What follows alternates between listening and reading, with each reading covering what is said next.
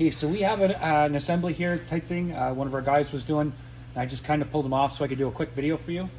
If you look under here, you're going to see that the governor is plugged in. So what we're going to do is we're going to come up here. I'm going to turn on the key. We're going to go to the throttle here, or over here. You're going to see it's in reverse. Turn the lights off. Okay, so you're going to see it's in reverse. So we're going to reverse it. And this is with the governor on. Very slow. Now, I come down here and I unplug the governor. Like that. Now I'm going to come back up here and I'm going to go in reverse again. And you'll notice now it's faster in reverse. So test this on your ATV. If it's doing this, then the governor's working fine.